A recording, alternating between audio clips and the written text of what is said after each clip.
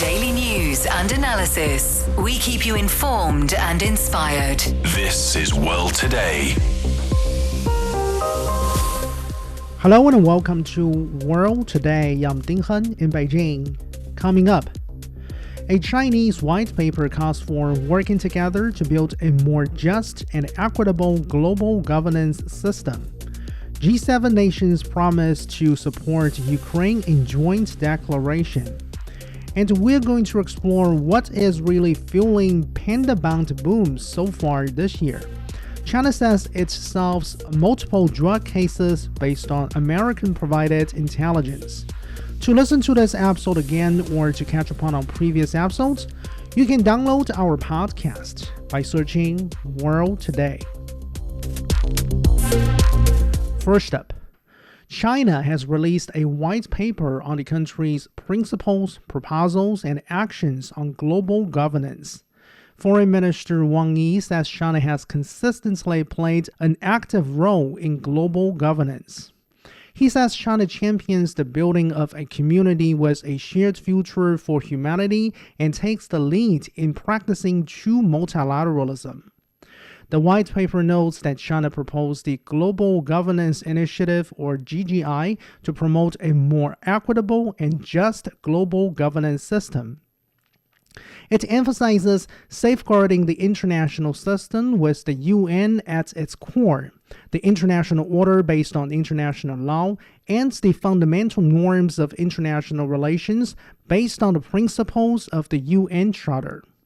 So for more, joining us now on the line is Dr. Wang Xingsong, Associate Professor at the School of Government, Beijing Normal University. So thank you very much for joining us, Dr. Wang Xingsong. Thank you for having me. First of all, according to this white paper we're discussing here, China promotes a global governance system characterized by extensive consultation, joint contribution for shared benefits, true multilateralism, equal and orderly multipolarity, a universally beneficial and inclusive economic globalization. So, why do you think China is working hard to promote these ideas? Is it precisely because they are increasingly, being challenged by trends taking place on the opposite side? Exactly. I think China promotes these ideas because it does see today's global governance facing a real contradiction. On paper, the world already has the United Nations, the WTO, and international law and development institutions and so on. But in practice, if you look at it, many countries feel that global governance is becoming less equal, less inclusive, and less effective. So yes, these ideas are being promoted partly because the opposite trends are becoming stronger, right? Instead of extensive consultation, we sometimes see decisions being made by small groups of powerful countries. And instead of true multilateralism, we have seen selective multilateralism. And globalization is being dismantled to some extent by protectionism, tariffs, technology restrictions, and so on. So from China's perspective, this is very dangerous because the world's problems are increasingly global, but the responses are becoming more fragmented. And all these issues, global issues, cannot be resolved by one country. And all countries need to cooperate. And if major countries adopt the exclusive ideas of governance, then all these global issues are going to have even more challenges. So the white paper's language on extensive consultation and joint contribution reflects China's view that global governance should not be dominated by a few, but rather it should let more countries participate more actively and effectively. After China or Chinese President Xi Jinping proposed this Global Governance Initiative, or GGI, last year, it quickly gained support from nearly 160 countries and international organizations. What do you think this tells us? And what do you think the GGI is aimed at addressing? Well, it tells us that many countries are obviously dissatisfied with the current status quo of global governance. It does show that the initiative proposed by China speaks to a widespread feeling, especially across the global south, where, many feel that global system does not treat them fairly. So this dissatisfaction comes from various aspects. One is that many countries feel like underrepresented. They're affected by global rules on many issues, but when it comes to participation and influence, it's quite limited. Another aspect is that many countries feel that international law is not applied unevenly. It seems to be applied only selectively. Countries, especially the powerful countries, ask other countries to follow international law, whereas they themselves are not doing the same thing. Right. So all these what's happening in global governance as well international politics are making many countries feel that global governance system is very much in need for a reform. That's why when China rolled out the global governance initiative, it has received very widespread positive reaction. And it's also related to China's efforts to link legitimacy with effectiveness, right?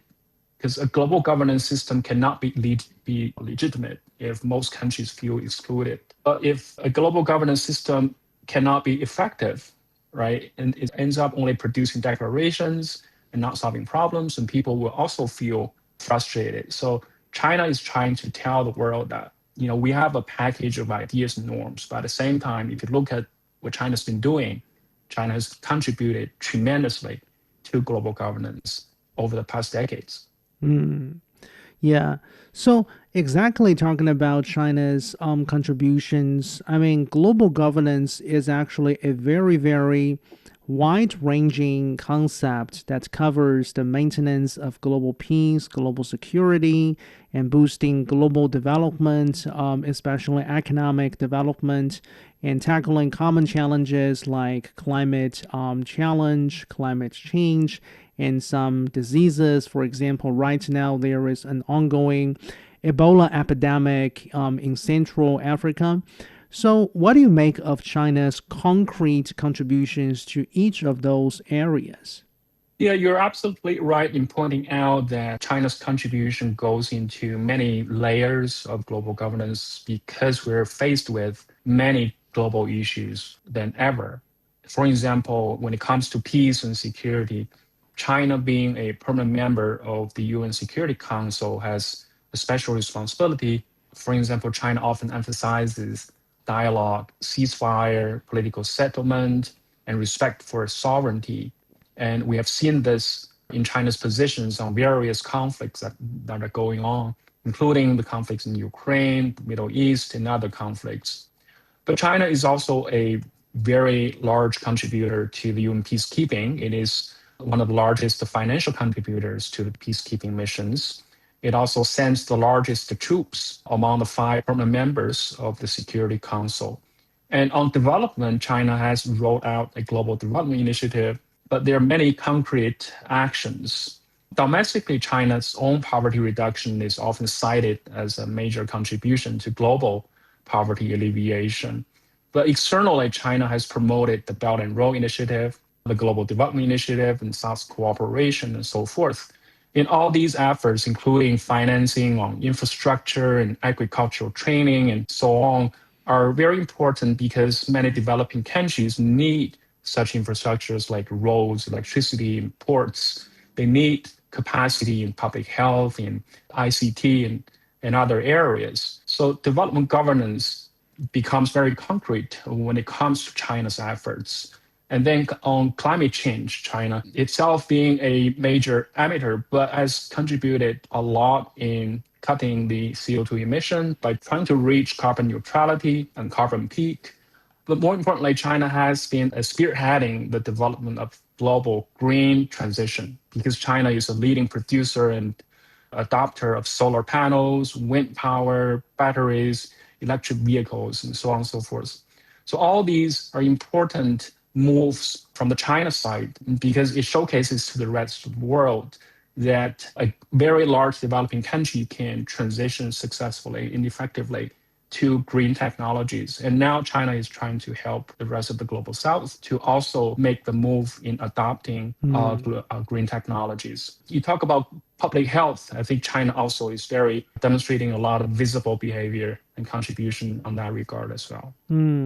Since you talk about the global south, that's exactly one major emphasis by this white paper we are talking about, right? It says more efforts are needed to enable global south voices to be heard.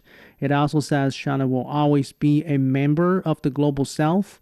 So how do you look at the way in which China positions itself in the global south, and why is China so committed to empowering global south in global governance?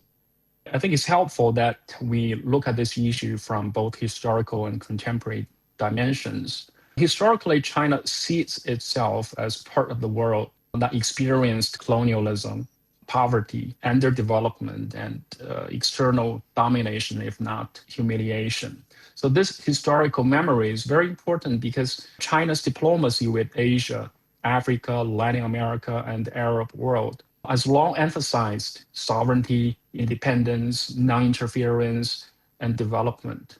So when China says it is always a member of the global south, I understand that some parts of the world react kind of in a different way, that you're a successful economic power now, why are you still claiming yourself being part of the global south? But if you look at it from a historical perspective, China is not only referring to the current income levels, but also referring to this shared historical experiences and shared concerns about fairness in international politics. But with that said, however, China obviously is not an ordinary developing country. It is the second largest economy, right? A permanent member of Security Council and so on. So this gives China a special role in that it can speak from a developing country perspective, but at the same time, it has the capacity to provide resources, markets, technology, and diplomatic support to the rest of global South countries. In terms of the China-US relationship, when China is ready, when China is willing to contribute more and to play a bigger role in global governance, do you think it is a good thing, or do you think it is a bad thing for the United States? I mean, how should the US government especially look at this trend? Well, I think when China contributes more to global governance, it is not only a good thing for the US, it's a good thing for the entire world. I think for Washington, the key question is whether it interprets China's role mainly as a threat to US leadership or as a contribution to solving global issues. And by the way, both China and US are faced with these same global issues. So the US actually, I remember in 2005, the US high-ranked official asked China to be a more responsible stakeholder, but that was 20 years ago. And over the past 2 decades or so, China has been playing a much larger role in areas such as development finance, peace, climate technology, public health, and so on. Now Washington sees Beijing as a strategic competition, right? So if China's role helps stabilize conflict, reduce poverty, and expand infrastructure and so on, and then it objectively contributes to global public goods. And the US should welcome that, even if probably doesn't agree fully with what China is doing or the manner of how China is doing development on every issue. But at the same time, I think the US will naturally care about whether China's proposals are inclusive and transparent and all that. But at the end of the day, it should not oppose China's role automatically, because instead of opposing what China is doing, the US should join in hands in solving these problems collaboratively.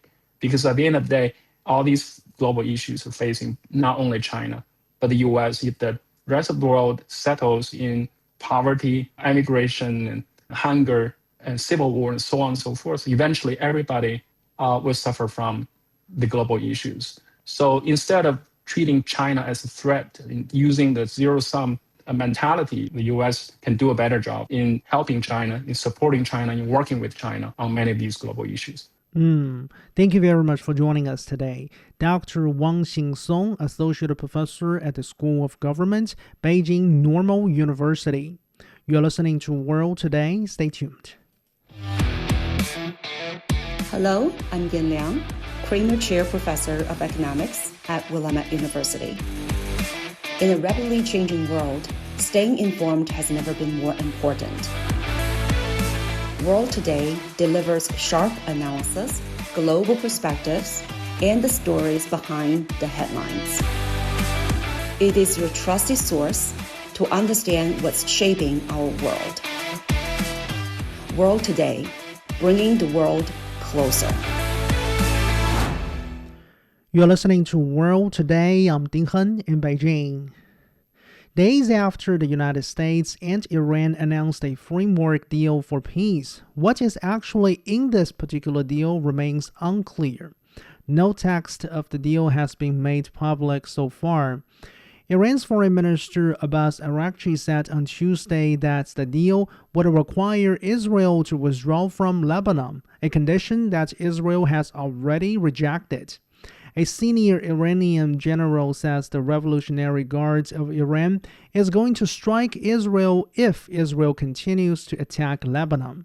An American official in the meantime has said that the deal does not call for an automatic Israeli withdrawal. So joining us now on the line is Dr. Zhang Chuchu, Deputy Director of the Center for Middle Eastern Studies, Fudan University. Thank you very much for joining us. Thank you for having me. So the deal has not been made public so far, and officials belonging to different parties have sometimes offered, some sort of contradictory interpretations of what is actually in this deal. Why do you think this is the case? Well, I think this could be a tactic of both sides because we know that a full public text could lead to immediate domestic and allied criticism. And on the contrary, if you have vague or phased language, this could allow both sides to claim victory at this stage to their audience. And also, another issue here is that contradictory statements are strategic signaling.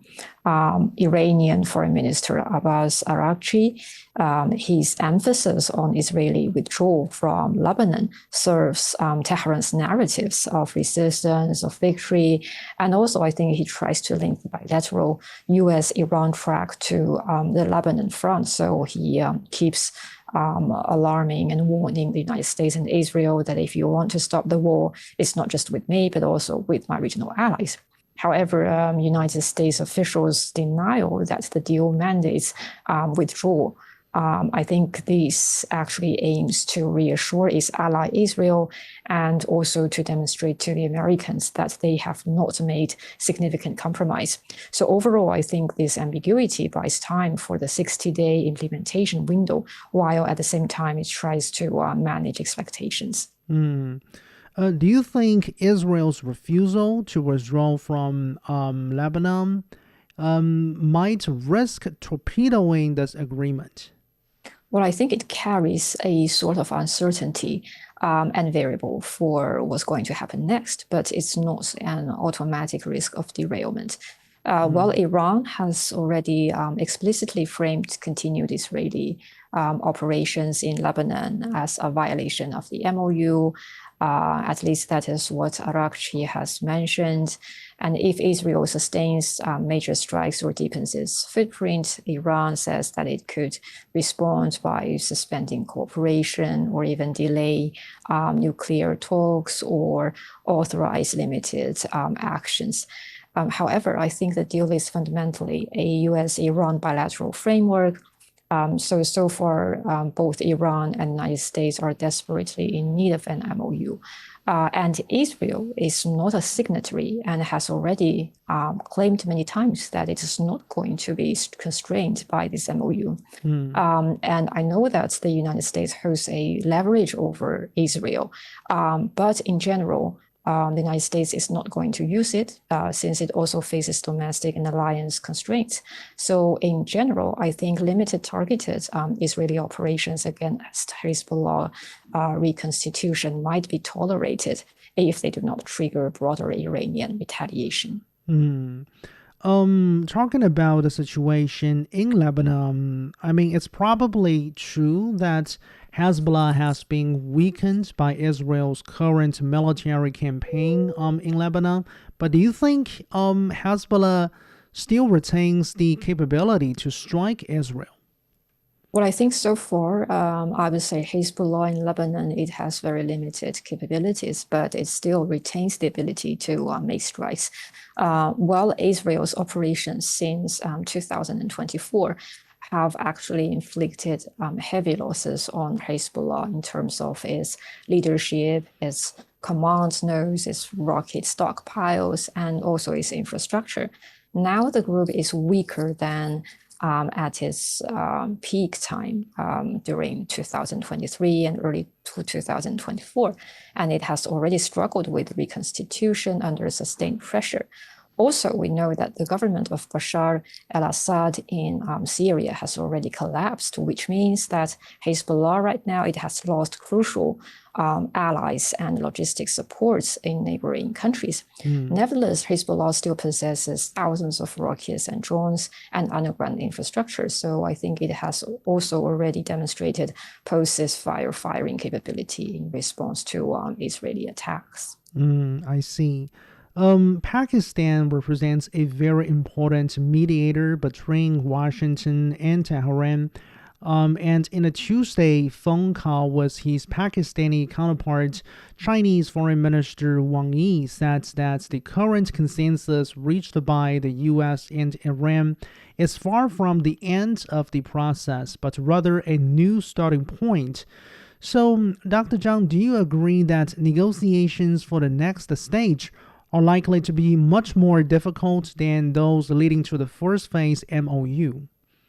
Well, absolutely. And I think that is for sure, because the current MOU is largely a symbolic deal to show that both sides have something to show to their audience and they have the intention to de-escalate the conflict and to negotiate between themselves. But actually, the fundamental differences between the two sides remain there. And instead of finding a solution for these disputes, they leave them to a later stage of the negotiation. So it means that it is full of unpredictabilities. Right now, there are still a lot of fundamental differences about the key issues. For instance, Iran's nuclear program, regarding the enrichment levels, the stockpile disposition. Neither side has reached a resolution. And also there is the problem of sequencing and the scope of sanctions relief versus verifiable compliance. And also, like we have already discussed, Iran has always suggested that the ceasefire should be between Israel, the United States, and also the Iranian-led resistance force in the Middle East in general. However, Israel does not seem to be willing to stick to this point. So I think these are far harder because they touch core red lines for all parties at the moment. And it requires, intrusive verification that both sides distrust. So I think it's for sure that the later stage is going to be more difficult. So, considering the current situation for which you have elaborated, what do you think the international community can do to facilitate the peace process? 1 minute. Well, I think in general, the international community's leverage is very limited, but it can contribute to the peace process in several ways. For instance, the most important issue here is the humanitarian and reconstruction support for the region, because a lot of people, they become homeless, a lot of countries have already suffered from huge losses. So I think providing humanitarian aid to the region could indirectly support the broader ceasefire deal. And also, I think there should be more incentives and pressure on spoilers. So I think the international community should be very serious that violations could carry costs. Last but not least, I think it's also important to call for the big powers to avoid zero-sum framing at this stage. Thank you very much for joining us and for your perspectives. Dr. Zhang Chuchu, Deputy Director of the Center for Middle Eastern Studies, joining us from Fudan University. You're listening to World Today. I'm Ding Hen in Beijing. We'll be back after a very short break.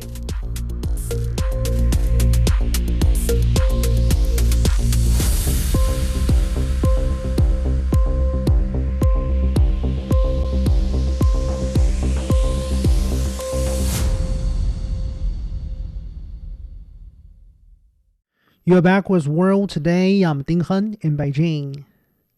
The leaders of the Group of Seven have vowed to increase pressure on the Russian economy. They adopted a statement on Wednesday to tighten sanctions on the Russian oil and gas sector. The G7 leaders have also pledged to step up supplies of air defense system and long-range missiles and weapons to Ukraine. U.S. President Donald Trump urged Moscow to make a deal, quote-unquote, after meeting with his Ukrainian counterpart Volodymyr Zelensky at the G7 summit.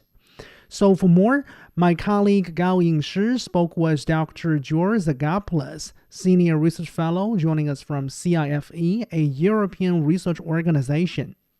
European leaders sounded notably upbeat at the summit, with von der Leyen declaring the tide is turning for Ukraine and German sources saying that Russia cannot win the war. How do you read this renewed sense of confidence? There is a war which is ongoing for more than 4 years, and it seems that no side can decisively win this war. I would say that from a European perspective, the European Union attempts as much as possible to support Ukraine. This is the main reason why President of the European Commission shared these remarks during the G7 summit. The conflict itself is persisting, and it is practically impossible to have practical information about what is happening in the battlefield. But it seems that after 4 years and a half, no side can decisively claim a victory in a manner that will lead this war into an end. After meeting Zelensky, Trump said Russia should make a deal and promised to do whatever he can, but Trump gave no detail on what he's going to do.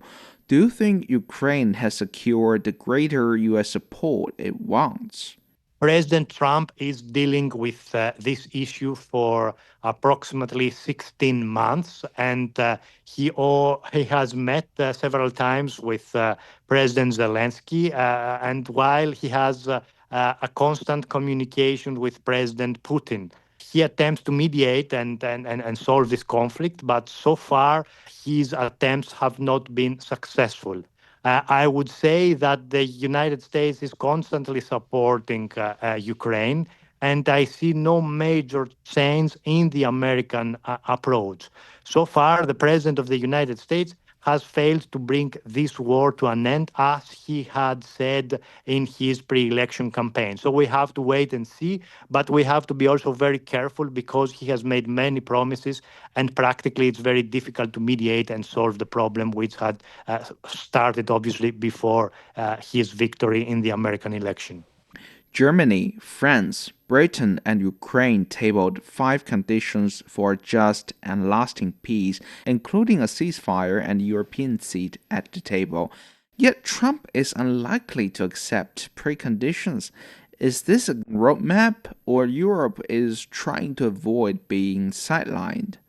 Yes, this is a very important question. This is the standard policy of the European Union and of the most powerful EU member states to be part in the negotiations, because the European Union last August felt a little bit frustrated that it had been excluded during the meeting of President Donald Trump and Vladimir Putin in Anchorage. The European Union attempts as much as possible to persuade the United States to be part in the negotiations, but at the same time also it needs to play a role as far as future deliberations are concerned. So far, I have not seen much progress in negotiations, and that's why I am a bit moderate in comments I made because this issue has been on the public agenda for more than 15 months, while the European efforts and the European position has been very clear without the results that the European Union had hoped for. We have to wait and see, but it seems that is a problem that can be very hardly solved in the short and the medium term. The summit unfolded just as the US and Iran struck a framework deal, and 4 G7 nations have signaled that they are ready to lift sanctions in response to step on Iran's nuclear program. How do you read Europe's calculation here, and what's at stake for G7 in this deal? Well, EU member states attempt as much as possible to keep transatlantic relations stable, but it is very difficult for this to happen because President Trump makes his own calculations. As far as Ukraine is concerned, the most important priority for the European Union is to make sure that no deal will be reached that will undermine the European strategic interests. But obviously, transatlantic relations go beyond the Ukrainian crisis itself. And the most important priority for the European Union is, as much as possible, to keep the situation as it is and wait for the midterm election in the hope that more checks and balances will apply in the United States with a victory of the Democrats in the midterm elections, as several European countries are wishing for. For all the talk of great transatlantic unity, the cracks were hard to miss. European leaders went to considerable length to keep Trump on side, and the US has scaled back its arms support to Ukraine while pulling troops out of Germany. So beneath the surface, how deep do you think the divisions within the G7 really run? Well, there are certainly differences in the European and the American approach about Ukraine security guarantees, for example, together with the future foreign policy orientation of Ukraine are on the agenda. At the same time, the European Union is very much concerned about the European future of Ukraine. So far, no final decision has been made up to what extent and when Ukraine could enter the European Union. But still, from a European perspective, the United States remains the most important security actor and the country which is guaranteeing the security of the European continent. And this is certainly perplexing negotiations in a period during which President Trump obviously has his own foreign policy priorities, which are not necessarily in line with what European countries like Germany want to achieve. So conversations are continuing, but at the same time, we should not forget disagreements over the last 16 months. In your opinion, what kind of policy the Europe or maybe the G7 should hold to bring this conflict to an end? Well, it is extremely difficult to see how this war could end because there are different proposals. It is certainly an issue which is being negotiated with the United States and Russia, and at the same time with the United States and Ukraine. The role of the European Union is important, but at the same time, the European Union is not the most important actor in the conflict itself. So what the European Union attempts to achieve is to play a role in terms of how peace might be guaranteed, but obviously for this to happen, the war first needs to end. And we are not there yet. What we are exploring is that the European Union attempts as much as possible that the war could end in a manner that will not strategically benefit Russia and its own national strategic and general interests as far as the Ukraine conflict is concerned. Well, that was Dr. George Zagopoulos, Senior Research Fellow of CIFE, a European research organization, speaking with my colleague Gao Yingshi. Coming up, we will explore what is fueling panda-bound boom so far this year. This is World Today. We'll be back. Welcome. I am Chu Zhang, Deputy Director at the Center for Middle Eastern Studies at Fudan University. On the World Today program, we will dive beyond the headlines to uncover the stories, trends, and impacts that connect states across the globe. Join me on World Today.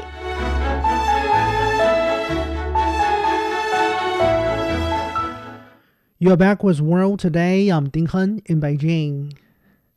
China's panda bond market is seeing strong growth so far this year. Since January, the total issuance of panda bonds has exceeded 130 billion yuan, nearly double the level seen a year ago. In the first quarter alone, issuance rose by more than 100% year on year. Panda bonds are renminbi-denominated bonds issued by overseas financial institutions in China's domestic market. This year, more foreign governments, banks, and multinational corporations are turning to panda bonds to raise funds. The trend comes as global investors increase their holdings of renminbi assets and several international institutions raise their forecasts for China's economic growth. With more, my colleague Zhao Yang earlier spoke with Dr. Yan Liang, professor of economics with Willamette University. So, Professor Yan Liang, thank you very much for joining us. Since the beginning of this year, panda bond issuance has surged dramatically compared with a year ago. So, what are the main factors driving this strong growth, and why are foreign governments, banks, and multinational companies turning to panda bonds to raise funds in China?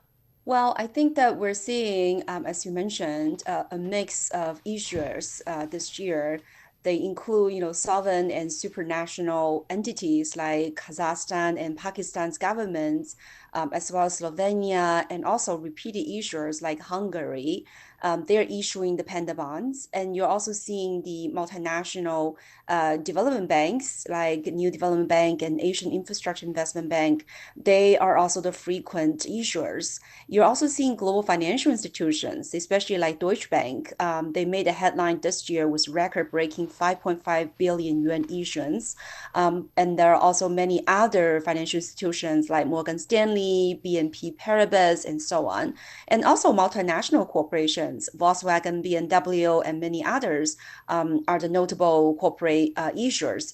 So I think to answer the question why panda bonds attract such a wide varieties of issuers, I think the reasons are mostly, for one, the panda bonds offer really attractive low financing cost for foreign investors to borrow yuan. And second is that China's domestic bond market is large with very deep liquidity pool. So that attracts foreigners to tap into the liquidity pool. And I also think that many of the issuers, because they have their operations in China, they can fund the local projects directly in RMB. So to mitigate, currency risk, there is the interest to issue, RMB bonds to borrow in the yuan. And in addition to the three major reasons that I talked about above, I think there's also many diversification needs. Companies wanted to, borrow yuan and invest in yuan-denominated assets to diversify, their wealth management or to diversify their investments. And I think that the Chinese government also had recently simplified the capital remittance regulations. So according to all the regulatory updates, I think it allowed the foreign issuers to limit funds back to their global headquarters more easily. So given all these, I think that the panda bonds are increasingly attractive for foreign investors and issuers. And how are panda bonds helping to promote the international use of RMB? Well, I think it helps to promote RMB internationalization, at least for four different reasons. One is that it allows RMB to be a major financing tool. So in other words, when companies are looking for liquidity, they're looking for credit, they can now issue panda bonds to get RMB as a way to get their financing. And as I mentioned earlier, RMB financing has a much lower cost than other equivalent bonds like euro bonds and dollar bonds. So that's how this kind of low cost of financing becomes very attractive. And the second, I think, reason that panda bonds help with RMB internationalization is, as I mentioned earlier, it helped to create more liquidity, and this liquidity is denominated in yuan. And the third reason is that I think it helped boost RMB denominated assets, both as a safe haven reserve assets, but also for diversification, to add to corporations or investors' portfolio. So again, if the investors get the RMB raised by issuing panda bonds, they can invest their RMB into yuan denominated assets. So that again allowed them to acquire safe assets in the forms of the RMB in the forms of panda bonds. So this would then spare the global investors from taking corporate credit risk, for instance. I think this is also very important. In a way, when companies or sovereign governments issue panda bonds, they have to upgrade their operations to handle RMB clearing, underwriting, settlements, and so on and so forth. So in a way, it kind of compel global financial infrastructure to integrate RMB operations in their system. So that really helped to build this kinds of RMB settlement, RMB cross-border payment infrastructure. So that would also help to promote the RMB international uses. And we've seen green and tech-focused panda bonds are gaining momentum. So why are investors showing strong interest in these areas? And what does it tell us about where the global capital sees long-term opportunities in China? Right. So I think the green and the tech, largely, again, one is that I think the Chinese government has the interest to promote these kinds of bonds, right, for the green causes or to promote more technological innovations. So I think there is a strong policy support and the kind of regulatory environment to welcome the kind of issuance. And second, I think it's really, as China now becoming the sort of powerhouse, right, for both green tech, but also for technological innovations, I think companies are very much into, joining the kind of momentum, right? They wanted to also develop their own, green technologies and, promote technological innovations in general. So how to finance those undertakings is to, issue RMB denominated panda bonds, so they can raise RMB financing, they can invest in China's bonds market in terms of those green bonds and tech bonds. And so I think that really indicates that there is a confidence in China's green industry and its tech. And also, I think that would attract more foreign investors to partake in that profitable opportunities to develop green energies and technologies in China. And at a time of global economic uncertainty and market volatility, what does the growing popularity of panda bonds tell us about the international confidence in China's economy and the financial markets? Well, I think, first of all, in terms of issuing panda bonds itself, it shows there is the confidence in the stability of the RMB. Because if you issue RMB bonds and when RMB appreciates, that means your servicing cost is going to rise. So I think there is the confidence that the RMB will remain steady. It is, going to appreciate, but in a very graduate and very, steady manner. So I think there is a confidence in the RMB and in China's financial system in general. And second is, I think there is a trust, right, in China's onshore liquidity, that it's not likely that there will be some kind of liquidity crunch or any sort of dry out in liquidity. So I think that's another reason why issuers wanted to issue panda bonds and raise RMB denominated, to raise the funds in RMB.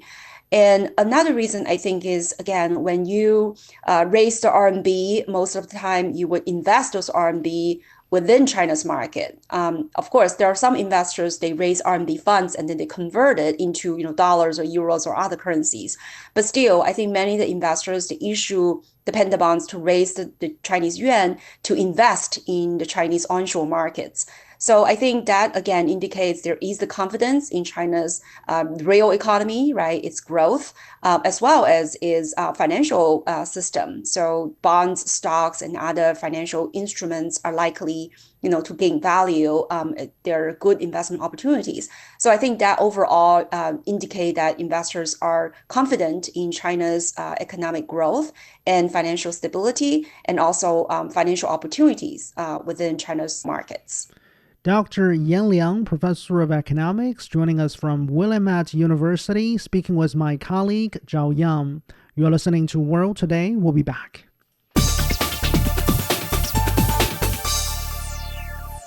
You're listening to World Today. I'm Ding Hen in Beijing.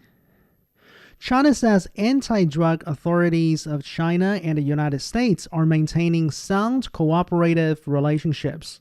The National Narcotics Control Commission said on Wednesday that Chinese authorities have solved a number of cases based on information and intelligence provided by the U.S. The commission said China has cooperated with the U.S. in multiple areas, including substance scheduling, chemical control, intelligence exchange, and joint case investigations. By the end of 2025, China had placed 47 precursor chemicals under its control, including 7 fentanyl precursor chemicals. So for more, joining us now on the line is Professor Jia Daozhong from the School of International Studies, Peking University. Thank you very much for joining us, Professor. You're welcome. So first of all, is what the Chinese authorities are describing here consistent with your own observation? And if we are talking about a situation where there is really sound U.S.-China cooperation in this field, what would you attribute this sound cooperation to?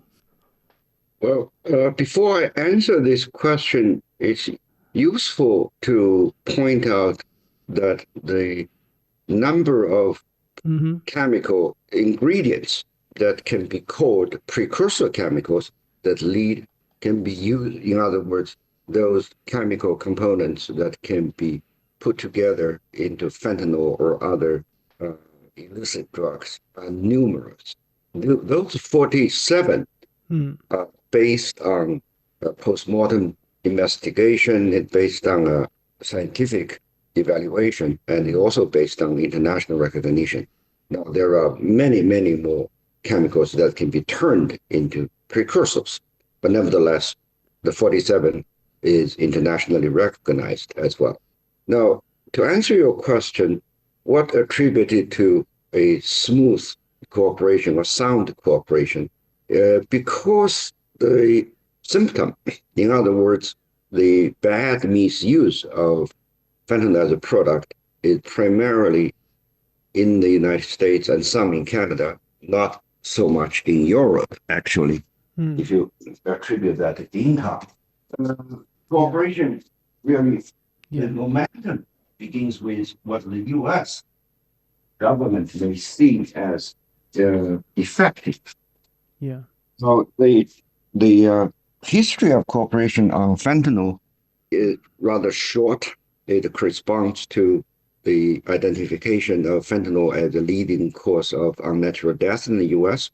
So the Chinese side has been consistent, but for the U.S. side, the first Trump administration focused on the supply side and started to couple this with diplomatic embargoes and then bring in a foreign policy element to this when it comes to China.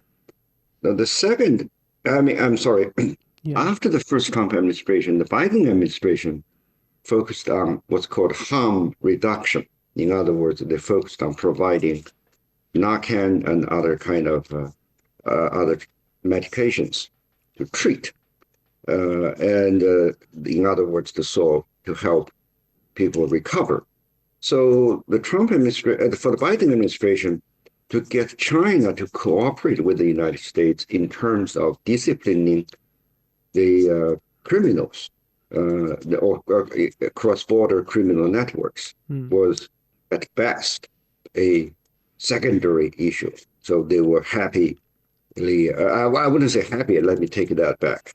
They were more into the kind of political practice of name and shame in China. But now we're talking about the second Trump administration, which is identified. Some of that is revealed in the report here by China. That's a professional report. And but I'm happy to see that the U.S. side has now changed from treating this as more of a political instrument or more of a diplomatic leverage, moved from that to treating this, calling a spade, and working on evidence-based cooperation. So, in your understanding, Professor Zhang, across multiple fronts for anti-drug cooperation, what kind of operational level challenges do Chinese and American law enforcement agencies usually encounter? Well, you have the usual challenge of different laws. And in addition to that, the U.S. and China have very low levels of judiciary cooperation. We don't have a treaty on extradition. We don't, the actual treaty-based cooperation is primarily on verification of documentary evidence, which is very slow. That's very, very low level. Point one. Point two is you have to bear in mind the international drug market is global. It's not a China-U.S. issue. And the proliferation, the deployment of, today we call AI, before that was internet or telecom communications technologies, can greatly help those criminal networks to evade usual police surveillance. And along with that, you have cryptocurrency. In other words, these drug dealers or producers, illegal traders, they do this for the money.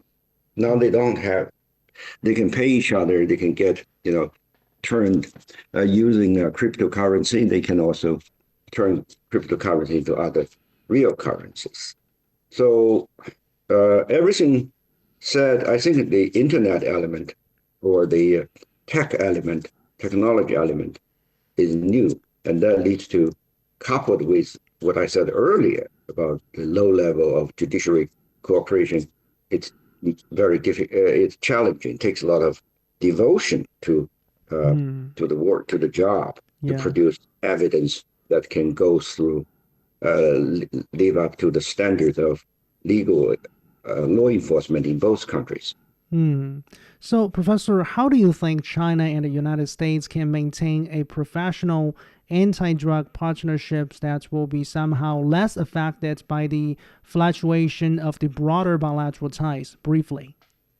The U.S. has, for the first time in recent years or recent decades, repatriated suspected Chinese criminals or fugitives to China. And this is a major improvement. So in other words, our police, law enforcement forces don't have to deal with those fugitives who trade in drugs, who can successfully, in reality, get a political protection in the United States by seeking political asylum or other means of evading laws on both sides. Thank you very much for joining us. Professor Jia Daozhong joining us from the School of International Studies, Peking University. That's all the time for this edition of World Today. To listen to this episode again or to catch up on previous episodes, you can download our podcast by searching World Today. I'm Ding Han in Beijing. Thank you so much for listening. Bye for now.